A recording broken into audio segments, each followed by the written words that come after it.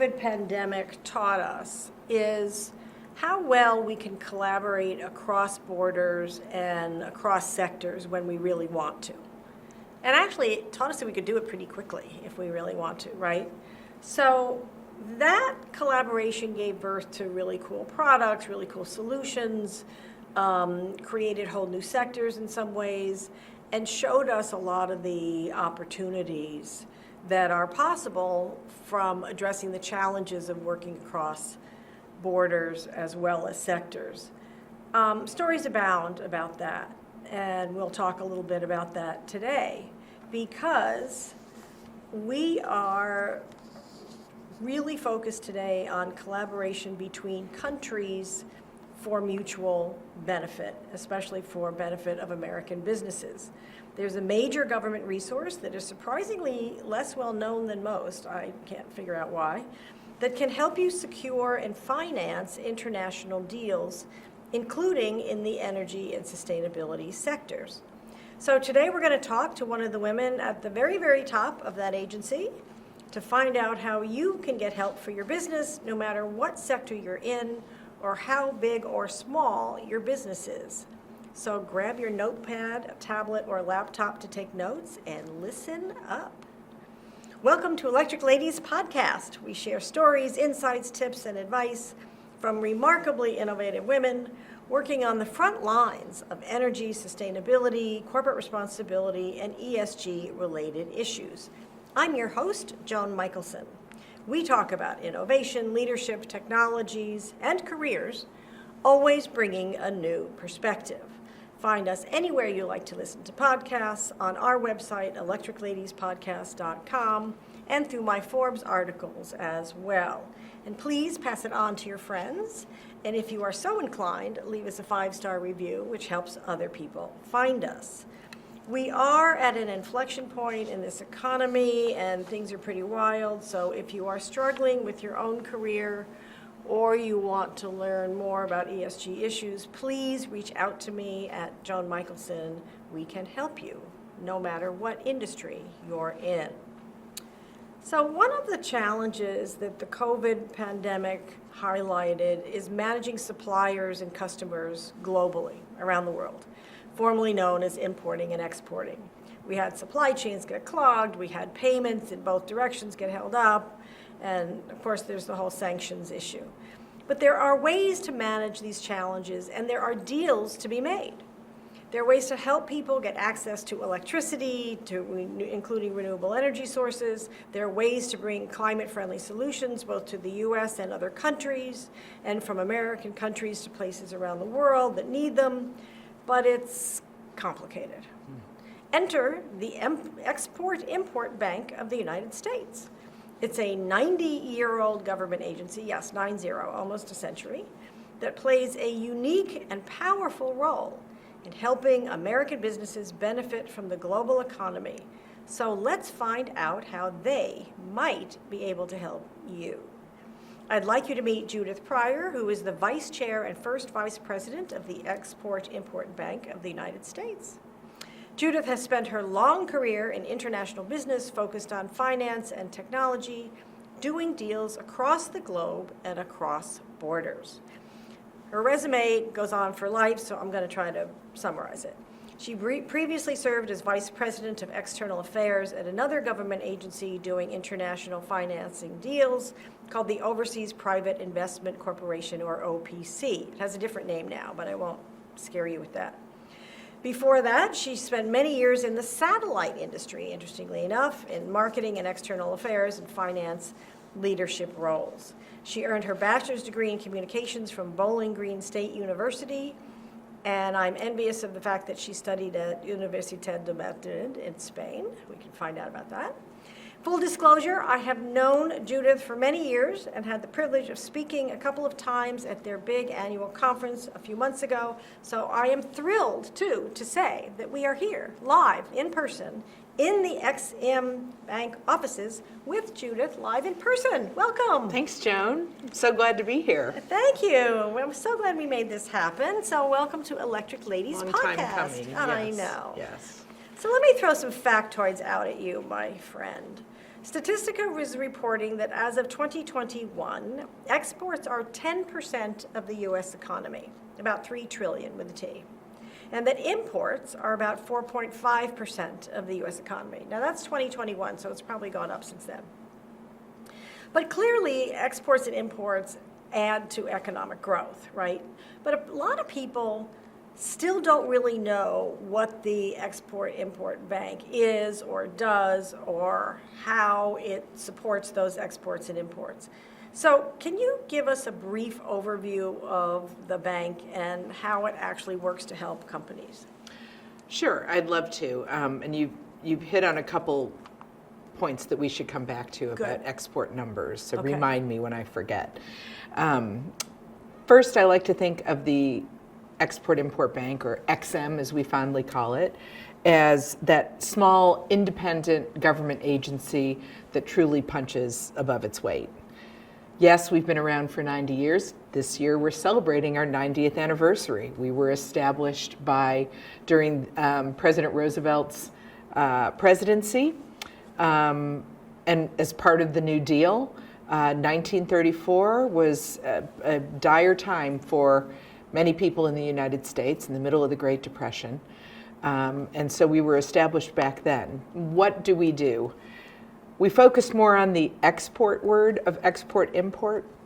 And what we do is we have a simple mission, and we remain true to that mission, and that is to support U.S. jobs by facilitating exports. So we help anyone in the United States who wants to sell their good or service overseas through short, medium, and long-term financing tools for international buyers. It's usually medium-term and long-term, right? We provide foreign buyers with the ability to purchase U.S. goods and services. So we're debt financiers to buyers of American goods and services. On the flip side of that, and more often with small businesses than not, we provide export credit insurance, which is short-term, 30, 60, 90 days, to ensure payment of goods received. For example, I'm traveling, let's say I live in Spain, since you brought up Spain. I live in Spain, and I was in the United States 6 months ago, and there was this product that I just loved, and I wanted to import it and sell it in my boutique chain that I have throughout Spain. I don't want to pay until I get the product. And the exporter in the United States says, well, I don't want to export until I know I'm going to get paid. So you're kind of in this conundrum of everybody wants their money or their product at the same time. And we can help there. That's exactly how XM can step in and help a short-term exporter, 30, 60, 90 days, usually goods, protect them and take the risk out of exporting for them. So that's just an example for a small business of how we can be very useful. And we do thousands and thousands of these transactions every year. So it's really risk management for doing business overseas. So what is, in that case, what do you do? That's Do you right. have do you have like an escrow account where the money goes in, so you vouch for the fact that it's there, so the person with the product can ship the product, and then the buyer gives the okay to release the money, or how does that work? We have Probably different innumerable kinds structures. there are different kinds of structures. It can be a multi-buyer program. It could be single country. It could be riskier countries. We often prefer to work with brokers. So there are many industries that have sort of cropped up, people that are the go-between XM and the exporter. And then they determine who's actually best to help support that exporter. Sometimes it's SBA. Sometimes they'll do it. Right? Sometimes they do come to us to mitigate that risk. So there are a number of different programs, and I would encourage your viewers, because as you indicated, only 10% of businesses export. Another fact, go to our website, exim.gov, and look around. And it could be that it's time for you to export. I have some interesting statistics about exports, actually. Just as that a, well, I thought I wanted to. yeah, I want you to get bring those. up. But it reminds me, I lived in, as most listeners remember, when I worked for Chrysler, I actually lived in North Dakota. I know it's a shock. I'm a New York City girl in North Dakota. But I did a lot of stuff with the North Dakota Trade Office. Okay. And so I'm just thinking there's a resource that's another place that people can think of to work with Ex-Im Bank. We had Ex-Im Bank people at some of these events and stuff, and so I would think that the state trade offices can do deals, can help get Ex-Im involved. In every state. We work, I mean, we have only a handful of regional representatives scattered throughout the countries, and their territories are quite often 3 to 5 states, for example. But we also work very closely with something that's fondly called a USEAC, which is it's USEAC. I do this, I'm really bad with acronyms, but it's the U.S. Economic and something. Now we have to look up who's got your phone. Somebody has to Google this. USEAC. And what I can explain is that it's Commerce Department people in state. They're scattered throughout the country. They know enough about XM, enough about SBA, enough about all of the economic support programs that the federal government runs and operates. They're based in prime markets all around the country. In addition to them, there's local chambers. We do tremendous amount of outreach. There's small business organizations. There's minority business organizations. Our webinars, seminars for our Women and Minority-Owned Business program, it's just vast and unending. So there are many, many ways that people can find out how to start exporting, how XM can help them, and if it's not an XM fit, how one of the other sister agencies in the federal government might be better suited to help them succeed. Perfect. So what were the stats you wanted to share? Okay, so I had a little bit different stats. Okay. I know we're still talking about women in 2024, and globally they earn 24% less than men do, and here in the States it's, I think, 17% or 16%, a little bit better, but it's that we're still talking about it is really venture annoying. capital is pathetic, and so women and the investment money is pathetic, and so I mean literally it's like, as I said at the conference from the stage, it's 1.9% women-owned businesses get a venture capital, which is like completely insanely unacceptable. Yeah, and that's got to change. I wonder what the data points are. But in my space, in the export space, so American Express did a study in 2019, and they found that 40% of all U.S. business was women-owned. Okay, 13 million companies. Only 15% of American businesses that export are women-owned. Okay, so here's just some, and the reason I'm bringing this up. If you are a woman and you own a business, if you export, you provide better wages to your staff, you're more likely to weather a financial storm or downturn, like a pandemic, say, than companies that do not export. And data shows, as we all know, that women-owned firms perform 34% better on a return on investment. It's 34% higher than those businesses that are run by men. So there are a number of legitimate bottom line reasons why I want to see more women exporting. So we have a number of tools and a number of services that are available, including I mentioned it earlier, our Minority and Women-Owned Business group. We actually have a dedicated team of people. We're celebrating their 25th anniversary this year, who help not only minority and women-owned businesses, but veteran-owned and disability-owned businesses to educate them about the tools that are available through XM to see if we can't bring more people into the exporting fold, right? Because more exports means you get to grow your business. 95% of the world's consumers live outside of U.S. borders. So if you're only focusing on a U.S. market, you're doing yourself a disservice. Now, not everybody can export, and not everyone's ready for it, but the best way to find out is to ask the question and go to our website. Well, and you It's a might good be start. surprised that you might be more ready than you think, or you might be able to take the steps that you need left to get ready. That's right. Yeah, That's right. Yeah, That's yeah, right. yeah. No, I'm That's glad right. you talked about that. So, you kind of alluded to this, but there obviously are criteria for doing business with XM. So how does XM identify deals to do? Do companies only come to you? Do you ever, I mean, does XM ever initiate? What's the criteria? How does this work? That's a great question, because I think a lot of people haven't heard of XM or don't know who we are.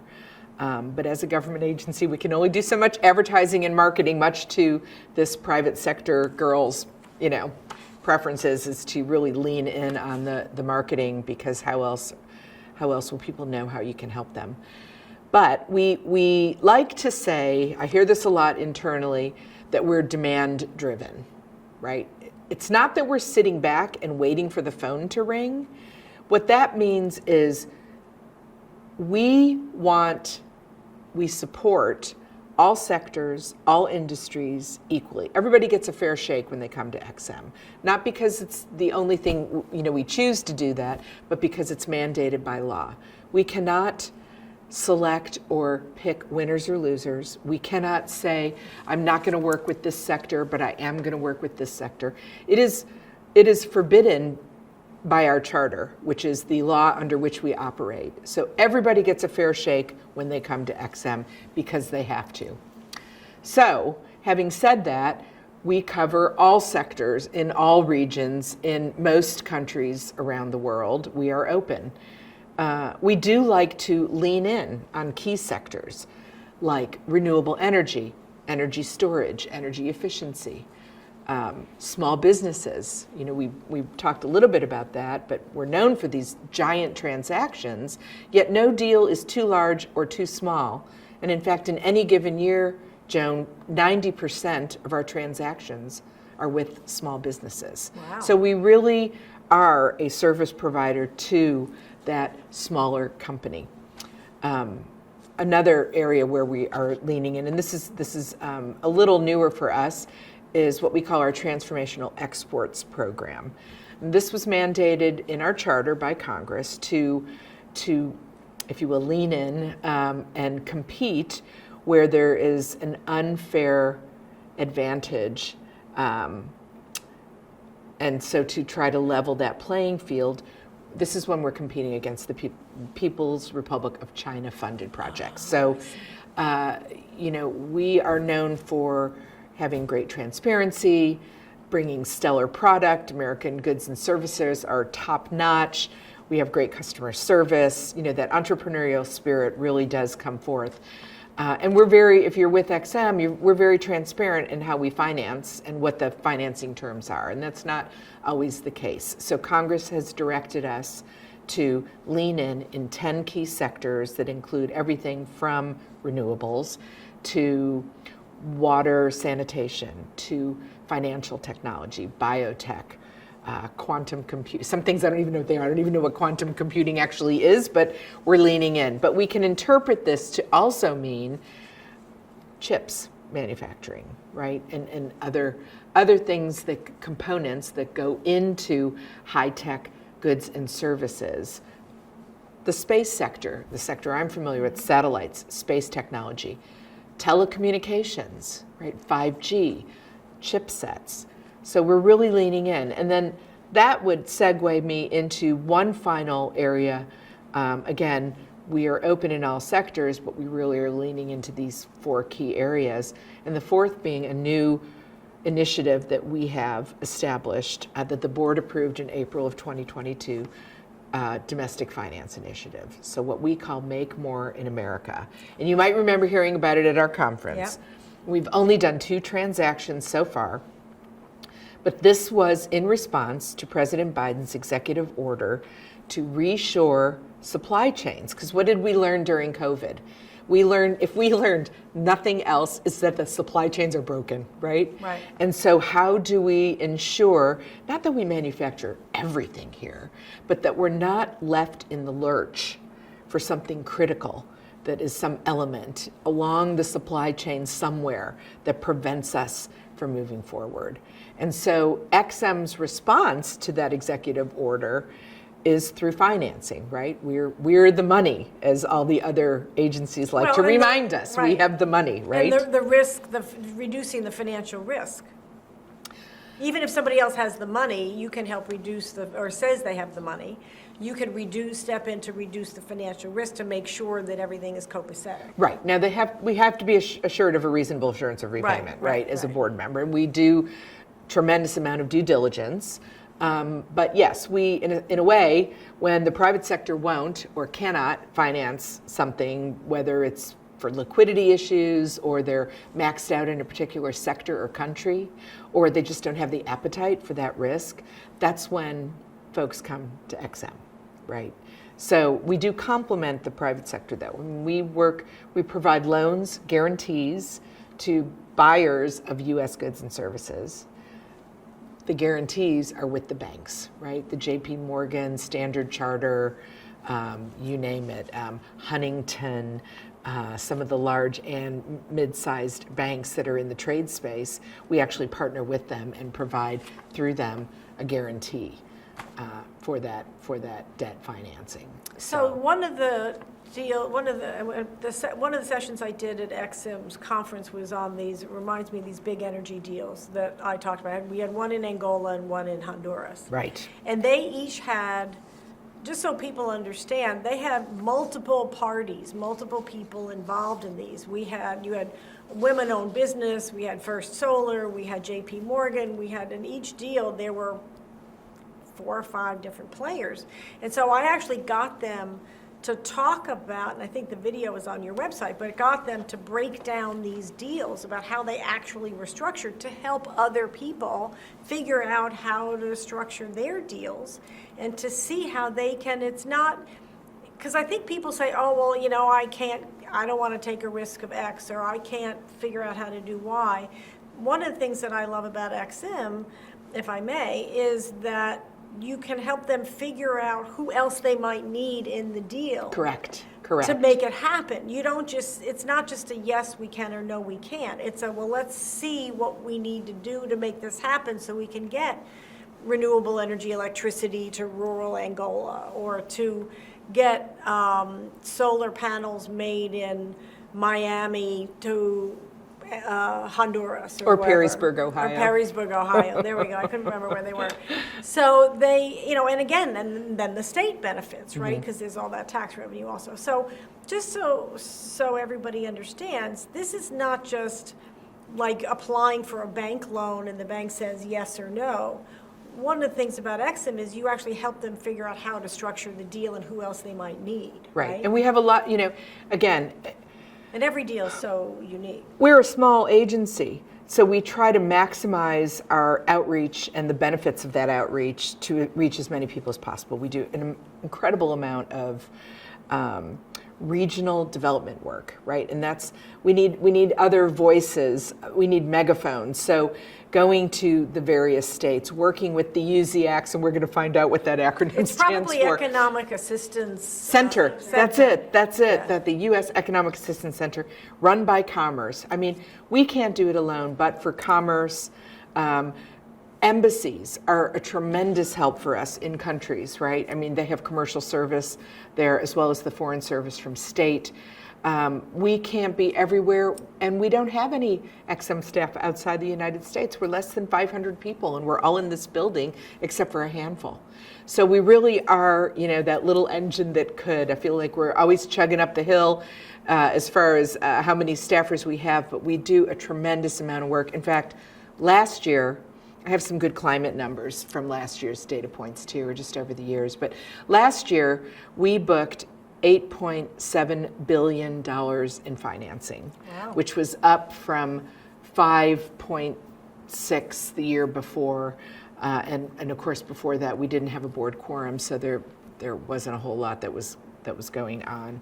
And during COVID, we were really making sure that our existing base, our existing book, could weather the storm, and working with them to ensure that they could move forward, right? Because there's no good comes out of a default, right? For anybody. You want everyone to succeed, and we can be patient capital and restructure in order to keep them solvent, in order to keep people moving forward. So that's really something that I'm proud that the U.S. government does for its tax-paying citizens. Oh, yeah, absolutely. So I want to get into kind of an interesting side of this, because when you do business overseas, or with anybody who's overseas, and I know you've traveled the world multiple times over, and done international deals, God knows what language you dream in at this point, but it's complicated, because it's not just complicated the deals, but you have to understand the nuances of a culture. Everybody can't speak the language.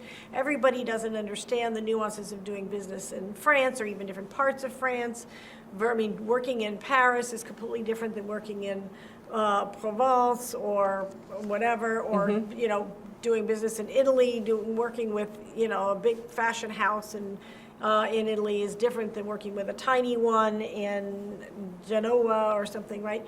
So, or even, obviously you just got back from South Korea, which we can talk about. So how does XM help entrepreneurs and even executives of larger companies learn about how to do business culturally in these countries? Because there's some places where you little things like you hand your business card in different ways, or you don't show the bottom of your shoe, or there's all of these things that you can offend somebody so easily, or be offended without understanding, just because you're ignorant, just because you don't understand. So how does XM support these people in learning those minefields and being culturally appropriate?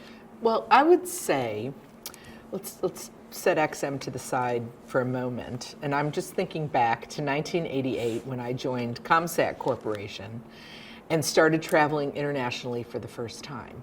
And before I went on my first international trip, which was to some benign country like England or France, if you will, we had a protocol officer and we had guidelines, and you read this material before you left. And you're absolutely right. In South Korea, it's polite to take a moment and exchange business cards. But I will tell you, after years of traveling overseas, just a couple of things. One, we have a protocol officer here at XM. So before I go anywhere, even if I've been there 100 times, I just remind myself, and I call Susan, and I say, I'm going to South Korea. I'm going to Italy. I'm going to Canada. Is there anything specific I should know from a protocol perspective? It doesn't hurt. And I would venture to guess that most big companies have this as well, right? They have this available to them. But a small business doesn't. So we don't really, look, they have to make the connection. That exporter is going to make the connection with the buyer, and then they're going to come to XM and say, buyer needs financing, can you help us? Rule of thumb is, if you don't know, follow your host's lead if you're in a foreign country. I have found, sometimes I've gone to 6 countries on one trip. I don't remember, kind of went west, east across the continent of Africa and stopped in 6 countries. I didn't remember every little nuanced protocol issue. But, if you're just conservative in your dress, in your stance, in the way you position yourself, and then follow someone else's lead, whether it's business cards, do they shake hands? Do they touch elbows is a thing now, right? Do they bow? Which is very common in many Asian cultures, as you know. You have to really just kind of take their lead. Yeah. But I've also traveled to some difficult spots as a woman. I was going to ask you about that. And I have found that most people like Americans, and you are there to do a job, and they know it. And my gender becomes secondary to the goal at hand. And I found that in, Dubai, in India. In India, she's the big vice president coming from corporate headquarters. And everyone was just very nice. I just struggled with getting a yes or no. That was my cultural thing when I spent a lot of time in India. So, but we used to laugh about it, So I think people are genuinely, they want to do business. You just be careful if you're gracious and you're gracious to your host. That really goes a long way when you don't know. Don't you find? Yeah, I do. And it kind of reminds me of what Madeleine Albright once said. She said that actually in some ways she found it easier to do business with men overseas than she did in the United States, which I thought was very funny. I think that's real interesting. Well, I think for me, I just believe in doing research and asking questions. And I'm not afraid to look stupid. So I'll say, what's the protocol for X, or what should I know, or what do you wish you knew before you went, or obviously I can look at certain things up online, but there's a lot of nuance about being who we each individually are. You and I are strong, independent women. We have city energy. There's a difference that if you're coming from, like one of my panelists at XM was from North Dakota, who was great. She was a fascinating woman in a all-male dominated industry. But it's very different coming from North Dakota than it is coming from New York City or Washington, D.C., right? Sure. And also you're representing the government. There's a whole nother overlay on that. And so I think that it depends what role you're coming in with also. If you're coming in as a speaker, if you're coming in as a speaker or a traveler even, but you want to explore business development there, I think that you have to be sensitive and take the time to learn about it. Be curious. I think that's right. Be curious. I think that's so right. One of the and just to further that point, not every business is export ready. Right? And so we're not talking about although there are some, there has to be a will and a desire. And, some people do an ample business here in the United States and really don't want to, they're full up, and taking that next step could be too much for them because it means hiring 10 more people to the 5 they have now or building a new facility. But if you're considering it, I would argue that you should still go to our website and explore and ask questions and ask for feedback or gather information to see if it's right for you. And sometimes, we can't make the decision for you, but you might read something on the website of how we do help small businesses that do export that might just trigger your response to be, okay, I'm going to go for it. Yeah, one of the ones that surprised me on your website is Angie Yu, who has the fisheries business. Who would have thought that a small fisheries business could be doing gangbusters in exporting? That just blew. And she's exporting to Asia. She's an Asian woman, but be that as it may, she's exporting frozen fish to Asia. Asian carp. She's the largest exporter of Asian carp, which is an invasive species here, right? Oh. And they won Exporter of the Year in 2021. And she's been around since 2012. Kentucky, right? Yeah. Two Rivers Fisheries. And in Kentucky, yes. Right. Kentucky. Right. They process and export fish from the Mississippi River watershed. They're the largest exporter of Asian carp. Wow. But I'm just saying as an example of a business that you might not think would be up for exporting, but is, I met with a woman in wine country, California, who exports 98% of her product. Wow.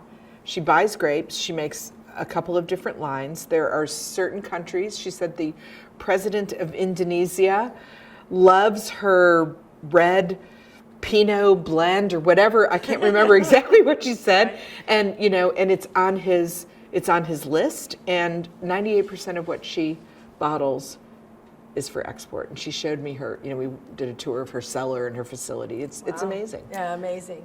So I want to go back a second. Well, first of all, before I do that,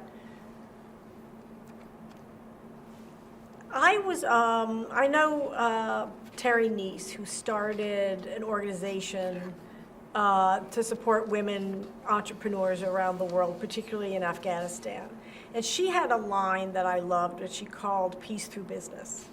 And I'm wondering, I mean, to me, doing business overseas, you obviously work for the government, but the government, we can create peace by collaborating. I mean, you get to know people. They are no longer foreign. Then you build collaboration, you build relationships. I mean, do you feel like in any way being part of such a major role in an organization like Exim Bank, that exporting and importing and doing business overseas can help make the world a better place? I absolutely do. I mean, I think our Secretary of State said it best.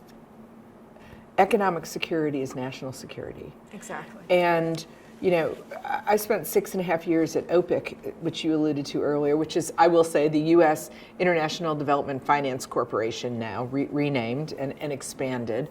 And I will tell you that it was the retired generals, the retired military brass that would come in and go up to the Hill and talk to Congress about the importance of the economic development agencies like XM, like OPIC, like even USAID, because they said, we want to get out. And when we leave, if no one's coming in behind us, That's right. Yeah. It's going to be chaos. So that's just one example. I really do believe that I believe in government for the good of the people. So I don't believe in no government. I believe that this government collects taxes from me and I want it to work for me.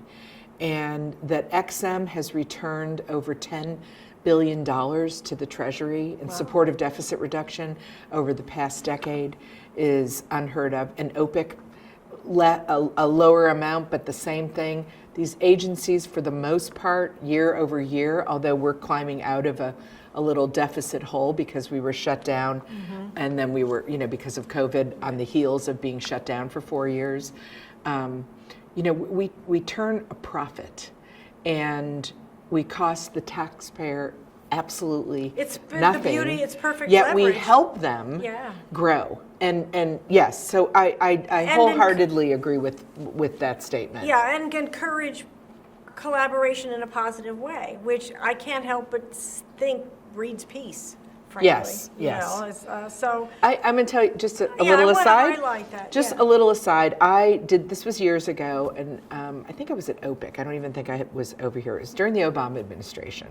And I was invited to participate in a U.S. Chamber of Commerce event that was taking place in Istanbul. And it was it's since been disbanded, unfortunately, but it was 5 countries. So it was host country Turkey, Jordan, the Palestinian Authority, interesting. Israel, Wow. and the United States. Wow. Ooh. Economic development, peace through economic development. What are the hurdles to getting things done so we can work at the business level Absolutely. together? And I will tell you, I sat, it was a big conference. I sat at a table for lunch. On the left of me was an Israeli. To the right was a Jordanian. Across from him was a Palestinian. And we were all breaking bread and laughing and having a great time together. So I believe, these problems can also get solved at the business level. And we can help each other and grow because, We all want to make a living. well, we all want to make a living and feed our families at the end of the day. We don't want handouts, right? Right. So yeah, I think it's super important, and I think we need to keep trying. Yeah, and that's part of why I wanted to be here to talk to you is I really think that's an important part of everybody's portfolio. You can make money and help create peace at the same time, which Right. I think is just magical. Right. And just for the record, our goal is not to make money, right? Our goal, frankly, is to facilitate U.S. jobs through exports, to help level the playing field so that U.S. businesses can compete fairly. I mean, we charge fees and interest like any bank would, and we do a pretty good job of it. So, But the money goes back into the treasury. When I said you Right. can do business and can make money, I meant the entrepreneur or the business That's right, executive yes. or the individual solopreneur. Yes, But thank yes, you, yes. yeah, no, absolutely, sorry. And your money, as you said, you put $10 billion back into the treasury.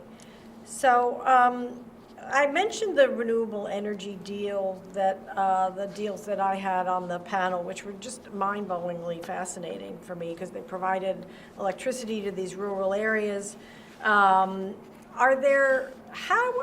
did Exim Bank, this may sound naive, but I will ask it anyway, why did Exim Bank make renewable energy projects a priority? It's listed in a pretty primary spot, I'm emphasized on the website as a priority area for investment. Why is that a priority investment I area? think it has to be a priority for everybody on the Okay. planet, right? And what people don't understand about XM, and going back to the tools and the services that we provide, we provide debt financing. We don't invest. We don't have equity, right? So we are, if someone is purchasing a U.S. good or service, and yes, 90 years. 90 years ago, that was what it was. The first transaction was, I think, 1935 to Cuba, a loan to Cuba for $3.8 million to purchase U.S. ingots, silver love it. ingots, right? Wow, I love that. Times have changed. Yeah. But I guess my point is, renewables are a priority, not only because we've made it so, but Congress also through our reauthorization increase. It's been a priority. Environmentally beneficial support for exports has been in our charter since 1997. And it said you will designate a person at the bank to focus solely on this. And that person is my good friend Craig O'Connor. And he's just recently left the bank to retire. So he has been here since 1997 doing just that, like chugging along. The problem has been 85% content requirements for projects, right? So everyone says, why don't you do more in renewable energy? Well, we can't just have a US nexus. It has to be the good or service being sold has to meet a certain content threshold. Now we've lowered that content threshold to 51% for renewables. Energy storage, energy efficiency were added to our 2019 reauthorization. Just used to say, first it was environmentally beneficial, and then in the next charter they added renewable energy. You should try to do more in this sector. And then, the problem was nobody was making anything here. No one was making solar panels in the United States. Therefore, we could not finance it because it had this 85% US content requirement.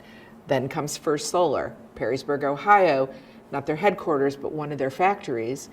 And there have been a couple of projects that have them in the transactions, including the Honduran project that you mentioned and spoke of when you were at our conference. So there's just a couple of little nuances about XM that if you don't understand, you think, well, why aren't they financing more solar projects around the world? And it's because if those solar projects are not using US goods and services, we can't finance it.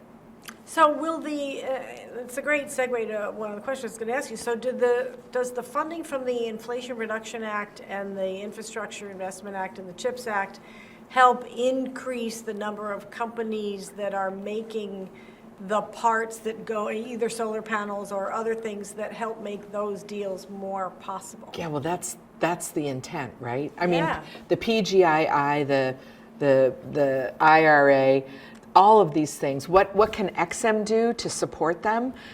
This new domestic finance initiative, right? This reshoring of supply chains, what's been missing. And not only just reshoring of supply chains, but bringing new investment into the United States. You talked about me traveling to South Korea. Yeah. I mean, critical minerals play an important role. We talked about chips.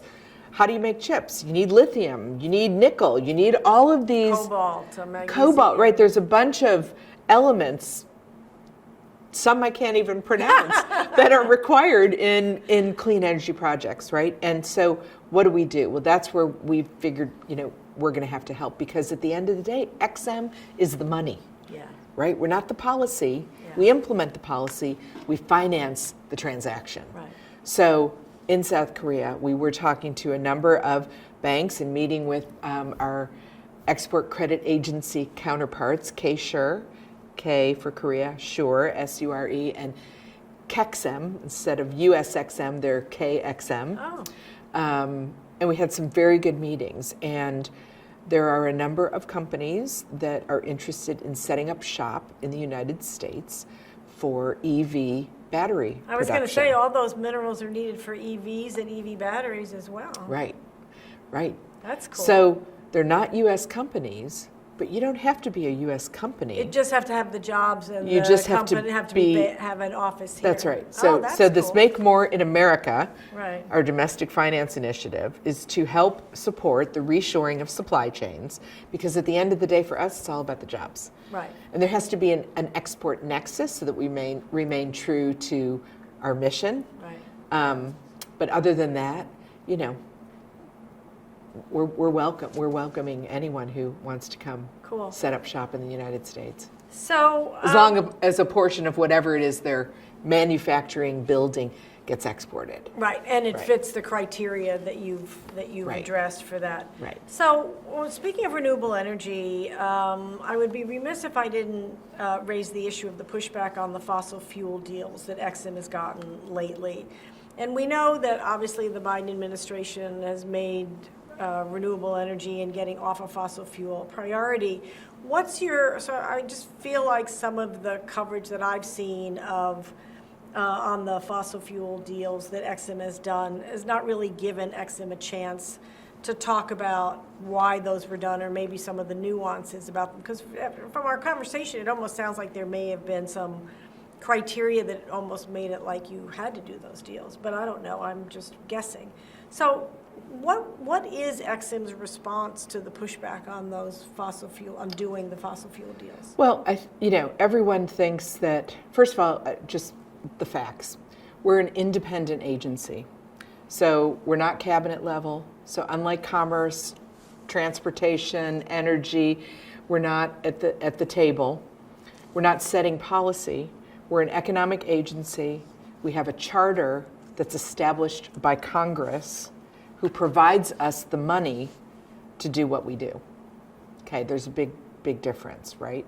So when he says, we're not doing any more of this, of X, how is XM responding? We have to look at our charter. We want to follow the administration's agenda, but we must comply with our charter, which is the law under which we're able to operate. And our charter prohibits discrimination based solely on industry, sector, or business. So in other words, if a fossil fuel company coming to you and asking for your help in financing a deal, you're actually not allowed to say no. There are grounds for me to say no. They have to meet our criteria. Now, we do extensive due diligence, especially if it's a category A, right, which is really what you're referring to. Any fossil fuel project is going to be a category A related to emissions or what's happening in the atmosphere. So we follow the Equator Principles. We follow the IFC standards. We have our own environmental and social policy procedures and guidelines. We're in the process of reviewing those and updating those. It's going to be a process. It's something that has to be approved by the board. So it was started back in 2016, and then we had no board for 4 years, and so they tabled it. And then we got back, and then COVID. So it's being looked at now, and in order to do it properly, we want to gather as much public input as we can. And so it will be a process, maybe 3, 4, 6 months. We perform due diligence on everything, but especially the large Category A projects. They have extensive due diligence, on-site visits from our environmental and engineering staff, right? I mean, the teams visit them. You know, you hear, I hear and see, we all see the articles in the news that we're doing this in the face of, it's just, you know, it makes me sad because that's not the true and that's not all the facts, right? We are an independent agency, and as I don't know how else to say it, we have a charter and we have to operate under the charter. So right? even though you and Chair Rita Jo Lewis, who is also extraordinary, are nominated by President Biden and confirmed by the Senate, you're not, quote unquote, part of the administration on that kind of level that you have to, well, you said you're different than the other cabinet level Well, the agencies. agency, I work in this agency, and therefore I operate and do my job under the laws that govern this agency. Right, so the priority is the charter. Right, Yeah. but when we do the due diligence, I mean, you know, if I have to be afforded a reasonable assurance of repayment. Okay, and then I have to have the ability to question, which we do. I get many briefings before these big projects come to board. You know, all of the diligence that's done from a number of factors. So it's not just looking at the credit. We are looking at, and often you don't know all the facts or what's being said publicly. Frankly, is to suit the objectives of that organization, because we've repeatedly said, look, you know, we can't do this, and then we can't just say, okay, we're not going to do this anymore, because that would be in violation of our charter. So and prohibited, right, by law. So, but I do have the ability to say no if it doesn't meet all of the charter requirements. Like assurance of repayment. Assurance of repayment, you know, environmental and social standards. You know, are there policies and procedures in place? Are there abatement measures that are being taken? How are they handling, you know, and then we monitor these projects throughout the lifetime of the loan, right? So we have, if they're Cat A, again, they'll get more visits or more calls. They're required to provide reports, and that's what we do. I honestly believe that, you know, and we haven't even mentioned China in this whole conversation. A lot of times we're doing things because if we don't, we know who will. And I'm sorry, I like to think of us as the good guys. I mean, at least Absolutely. with XM involvement, with the DFC involved in some of these developing countries or these very difficult emitting products, I know that at least we are ensuring that they are following social guidelines, human rights, labor laws, that projects are being held to the high standards that they need to be. Absent our involvement, They might not. they might not be. And I know a lot of people don't agree with that argument, but I do.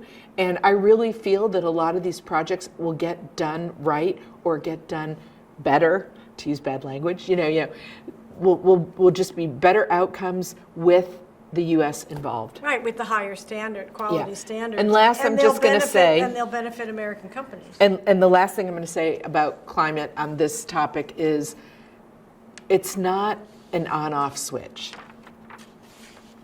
It can't be an on-off switch. No, it can't be. And it's a perpetual challenge. It's not And a it is a one-time perpetual challenge. So, I think it's a difficult situation. And I think where we are, just our moment in time, makes it even more difficult, Yeah, right? We are right. in the middle of a transition. And that's what it is. It's a transition. So if we can ensure abatement measures and mitigation and flaring doesn't happen, or that they're taking all the steps that they need to, while proceeding, I think that's what we can do. Right, exactly. And we still have to provide energy and electricity to people all over the world. It can't, you have to be, as you say, it is a transition. It's like hybrid vehicles are a transition to electric vehicles. That's right. That's right. So I could talk to you for about 800 hours, but I'll resist the temptation. Okay. So let me just ask you one other thing and then get some career advice from you from my audience. What do you think is the biggest challenge, and what is there something that you want XM, you wish was in the XM charter that you could do, or what would you address differently? Here at XM, what do I wish? Well, what's on my genie wish list? What's your genie wish list, and what are your biggest challenges? I think some of our biggest challenges, just off the top of my head, would be competing mandates and unfunded mandates. And if I need to explain that, what I mean by that is we have many competing mandates in our charter, but such is the nature of our Congress, right? So someone might put in, we want you to hit a 20% renewable energy objective or goal. That's your target. And then someone will slide in, but you can't discriminate against sectors. So sure, do that, but don't stop doing this.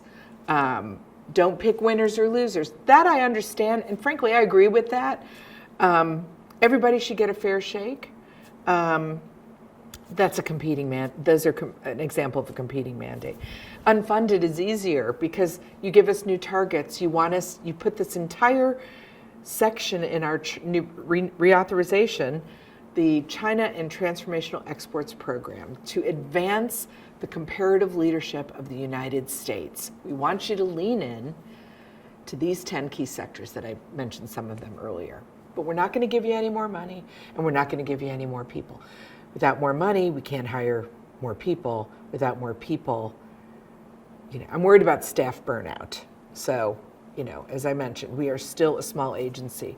We could do so much more if we had the ability to hire, more people. So that's a big one. Yeah, I bet you That's a could, big and one. and in a polarized country, polarized Congress, that makes it less likely to resolve that.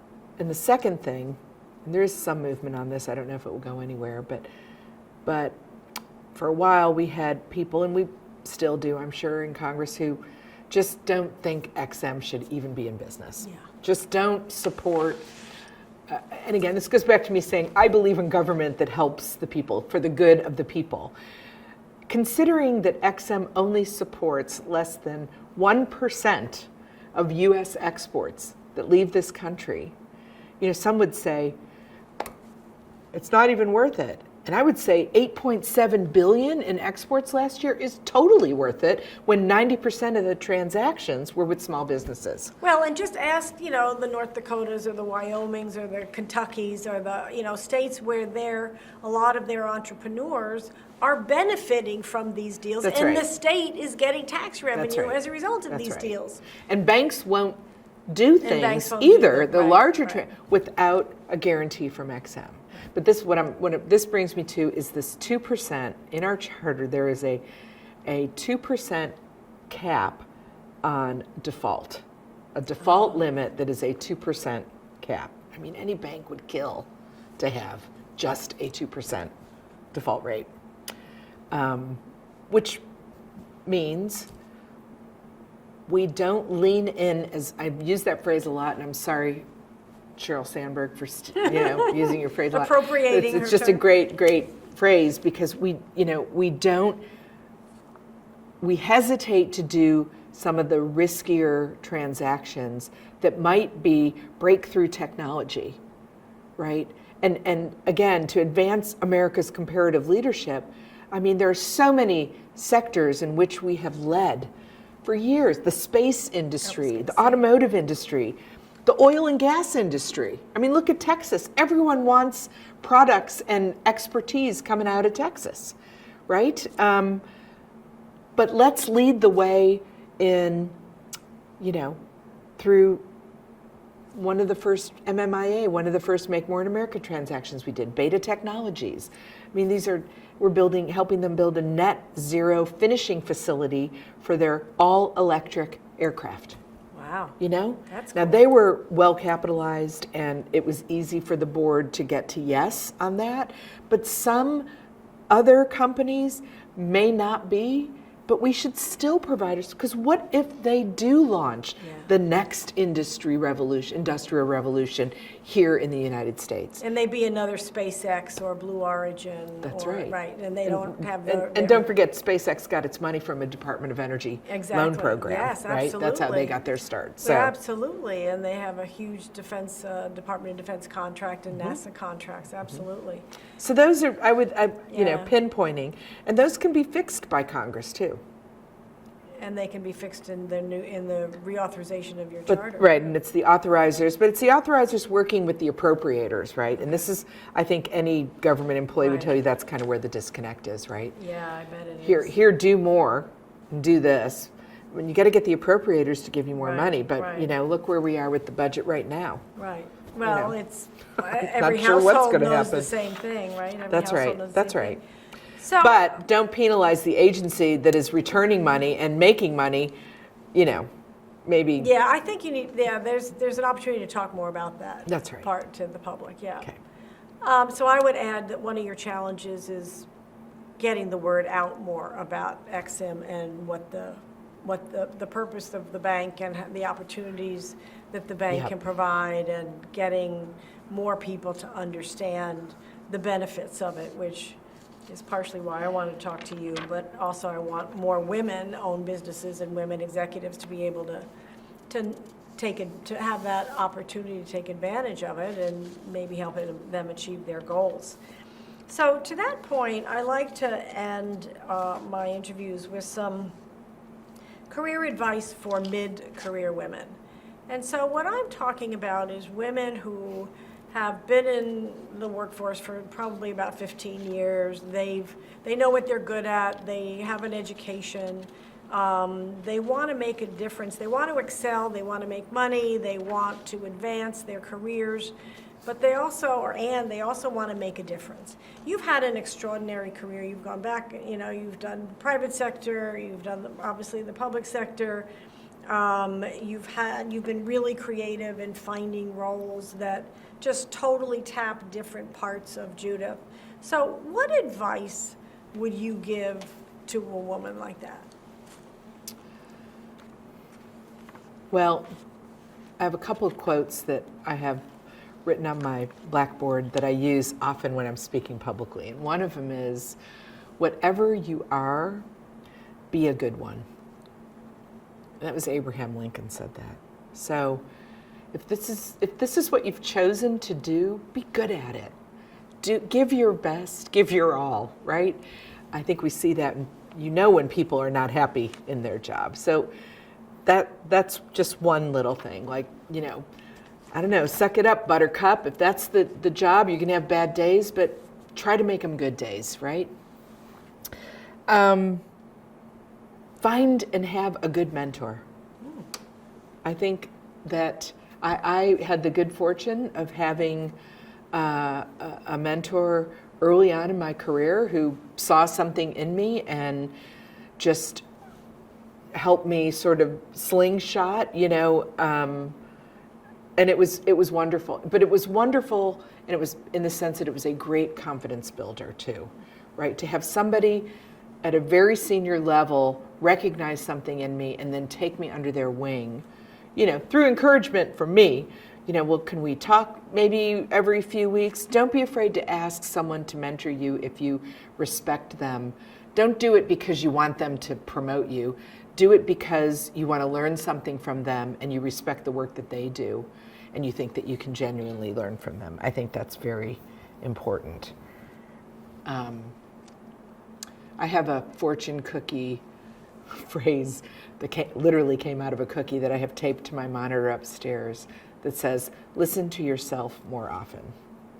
Love that. I think as a woman, Yes. we tend to question ourselves more than, a man says, yeah, sure, I just read that one page. You want me to do something, yeah, I can do it, you know, and a woman's like, well, I don't know, I think I need a little more information, and I want to find out the background on how this came, you know, we have to, there are just differences in our gender and our psyche and how we think of things, but I do feel that we often, whether nature or nurture, we tend to hesitate. So I have that taped there because I need to listen to myself. And we have intuition, and we need to listen to that intuition more often than we do as well. So mentor, listen to yourself, speak up, and, you know, own what you say and own your mistakes, I guess would be one other thing that I would say. You know, we all make mistakes. It's how you deal with them. That's pretty cliche, but it's really true because everybody makes mistakes. We're all human. But how do you deal with the mistake you made? I mean, my gosh, I apologize. Oh my gosh, I'm so sorry. That was like, I don't know what I was thinking, but that was so wrong, and you are so right, and please, you know, just forgive me, or whatever it is. But own your mistakes. Don't dig in harder. I think that's a big one. So that's just a few things. I think when you do that, it also makes you more relatable, more approachable. It makes people more comfortable with you. It shows some vulnerability. I think it also makes people that you work with more comfortable sharing their mistakes with you, because they get that you're human and that it's, you know, we're all fallible and stuff happens. That's right. That's paraphrasing the phrase and clean it up a little bit. I have a funny T-shirt I'll show you sometime of all the world's religions of, you know, bleep happens, and it's all different effects of it. So this has just been amazing, Miss Judith. So any final thoughts before I let you get back to your life? Well, I think we can end on the you know, power to the women phrase, and middle management are tomorrow's CEOs. So let's change that Fortune 500 female CEO position from being only 5% that it is today to 50% when this next generation of mid-career women make it to the top. Oh, I support that. That's cool. Hear to that one. So thank you so much for joining us today My on pleasure. Electric Thank Lady you so much. Podcast. Judith Pryor, Vice Chair of the Export-Import Bank. Google it, everybody, if you're not sure what it is from our conversation. You should be from our conversation. But anyway, eximbank.gov. And also, thank you for what you do every day to build partnerships across borders and help companies. And I do think that business can help drive peace. I really do, because I think it's just about people and relationships. And so I totally applaud you guys for what you do every day. Thank You're you. welcome. You're welcome. So what kind of import-export deals might you want to do for your own business? What would benefit your business? What did Judith say today that resonated with you? Post it to us on Twitter or Threads at John Michelson. Send us any questions there as well. You may win a complimentary 30-minute coaching or consulting session with me. And please subscribe to our mailing list to stay abreast of our amazing guests like Judith, our articles, and career advice. And you can subscribe on electricladiespodcast.com. I'm Joan Michelson. Thank you for joining us. See you next time.